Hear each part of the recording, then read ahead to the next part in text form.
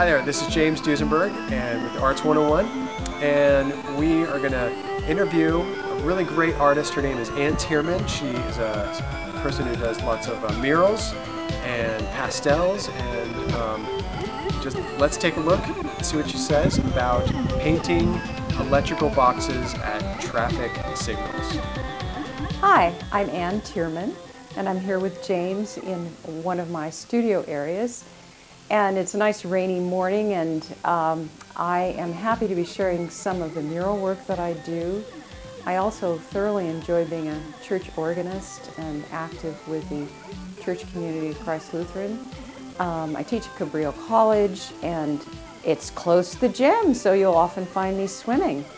I don't have any kids, but I have a cat that assumes I'm her mother, and I hope that you enjoy this interview.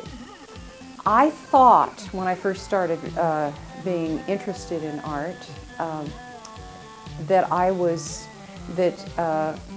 doing portraits was what it was all about. But I soon found that there were plenty of other artists to be inspired from, and I've been inspired by classical painters, everyone from Caravaggio and Rembrandt to contemporary artists, cityscapes, Wayne Thiebaud.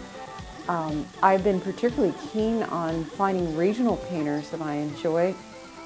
William Wendt painted a lot of California, and I have been recently collecting a series of repertoire of organ music that is all from California Southwest composers, and joining it with imagery in concerts. So who inspires me depends upon which year and what area of my art that I'm trying to expand. If I'm working with portraiture, I have many books from different artists in my library from different periods.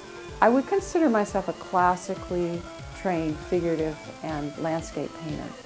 And I was inspired to follow that path after having had a serious background in classical music.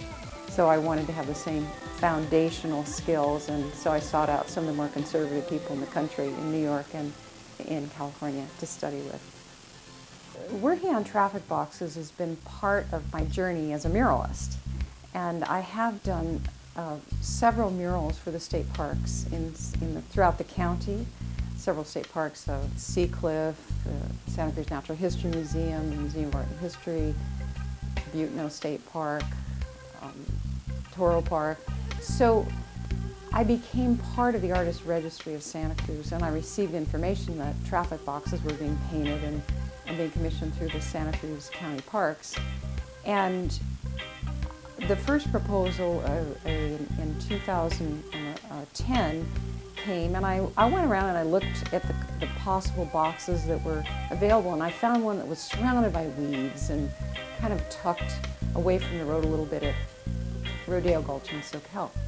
And I thought, oh, I could see delightful sunflowers blooming through these weeds. And so I focused on the different stages of growth in sunflowers. And I was being inspired at that time by the community garden at Christ Lutheran Church, where I work, where there was all these amazing sunflowers.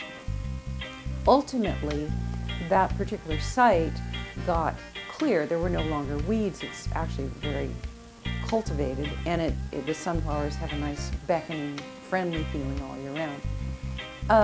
When the opportunity to paint another traffic box came up closer to home in Aptos, where I've lived for the last 20 years, I thought, well, gee, I would enjoy going by imagery that I particularly like, since I drive past the two that I'm working on right now.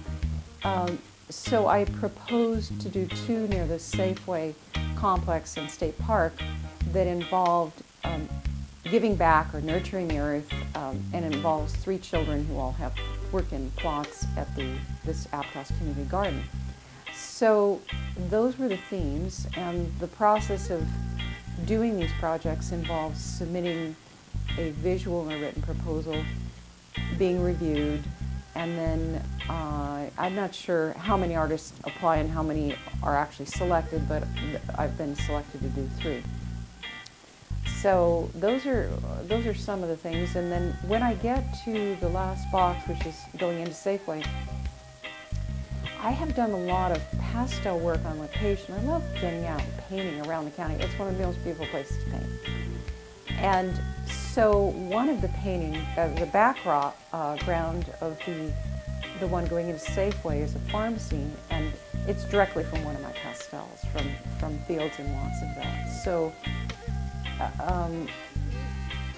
often the murals are evolved from a pastel that goes into a larger painting.